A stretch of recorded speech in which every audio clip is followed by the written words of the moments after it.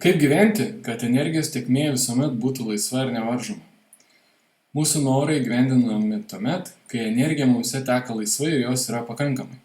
Tačiau dažnai, būdami negatyvūs, sutrikdome šį laisvą energijos tekėjimą ir mūsų norų gyvendinimui ir laimingui gyvenimui atsiranda kliūtis.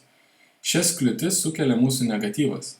Gera žinia ta, kad yra daugybė būdų, kaip šias kliūtis iš savo gyvenimo pašalinti ir vėl gyventi pilnavertį gyvenimą. Mokslininkai sako, kad materija neegzistuoja, o viskas, ką mes galime paliesti, matyti, užuosti ir taip toliau, yra tik energija. Kas valdo šią energiją? Sąmonė. Kieno ji? Jūsų arba kažkieno kito. Savo gyvenime energiją valdome patys. Ta energija pritraukia mums vienokius ar kitokius įvykius, vienokius ar kitokius jausmus ir emocijas. Ši energija materializuoja mums tai, ko norime, tai, ko bijome, tai, ko vengiame. Ji vienaip ar kitaip materializuoja viską, apie ką mes galvojame. Bet tik tuomet, kai energija mumise teka laisvai ir nevaržomai. Pavyzdžiui, jei norite uždirbti daugiau pinigų, tačiau neturite ryžto pakeisti savo nusistovėjusio gyvenimo, jums nepavyks to padaryti. Todėl, kad pinigų dabar gaunate tiek, kiek gaunate pagal savo gyvenimo tėkmę. Tik norai niekaip negali įtakoti pinigų kiekiu, kol jie nevirsta realiais veiksmais, kurie pakeičia jūsų nusistovėjusį gyvenimą. Visiškai laisvai energija teka tik pas nušvitusį žmogų, o kitais atvejais jūsų norai įtakingi tiek, kiek laisvai energija teka jumise. Kuo laisviau jį teka, tuo greičiau pildosi norai, mintys. Kas varžo energijos tėkmę? Viskas, ką mes vadiname neigiamomis mintimis ir emocijomis. Tai yra baimė, nusivylimas, abejonės, netikėjimas, nepasitikėjimas, pyktis, tingėjimas ir taip toliau. Kaip neigiamos mintis ir emocijos varžo energijos tėkmę?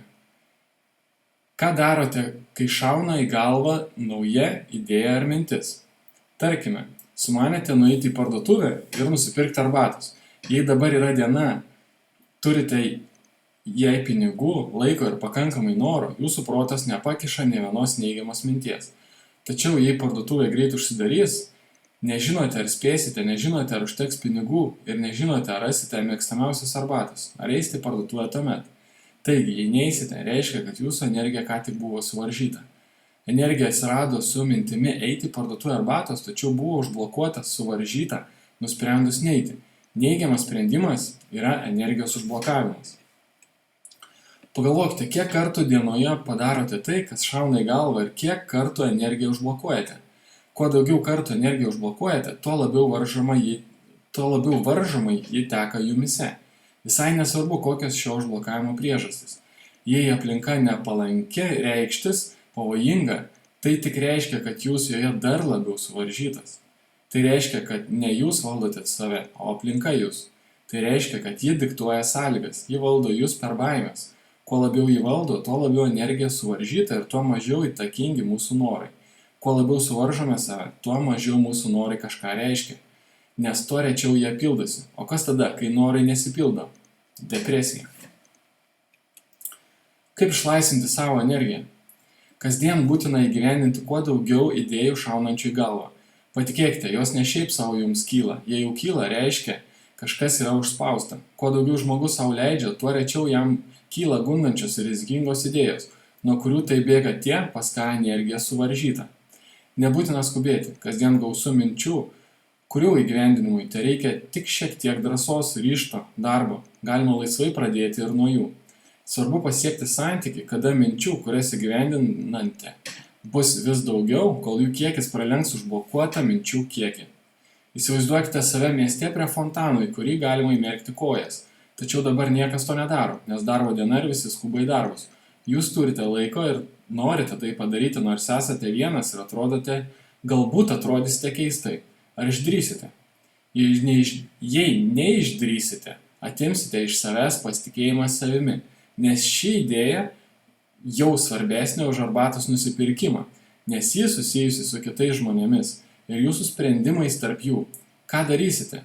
Jei neišdrįsite, užblokuosite labai svarbų norą, ko pasekoje stipriai sumažinsite pasitikėjimą savimi ir laisvą energijos tėkmę. Sumažinsite gyvenimo džiaugsmą, nesuprasite, kad bijote įgyvendinti savo idėjas. Kuo dažniau šitai pasielgsite, tuo labiau sumažinsite gyvenimo džiaugsmą. O kaip kitaip? juk jūs neleidžiate savo padaryti to, ko norite. Tačiau kas bus, jei leisite savo merkti kojas ir drąsiai būti tol, kol atsibos? Išlaisvinsite savo energiją. Pasiūsite vėl gyvas. Jūs surizikavote, nors rizikuoti nelabai yra kuo, tačiau mus taip spaudžia visuomenės stereotipai ir baimės. Kuo dažniau mes pasielgime taip, kaip norime, tuo labiau energija pradeda mumise tekėti. Jos vis daugėja ir leidžia gyveninti vis didesnius dalykus. Gyvenimas prasideda. Kuo dažniau užblokuojate savo idėjas ar kitų pasiūlymus, tuo labiau blokuojate savo gyvenimą. Tuo labiau gniaužiatės į kamuoliuką ir tai matosi net jūsų fiziologijoje, kūne. Kuprinasi nugara, silpnėja plaukai, nyksta raumenys. O kam jie reikalingi, jei taip elgsimės ir toliau?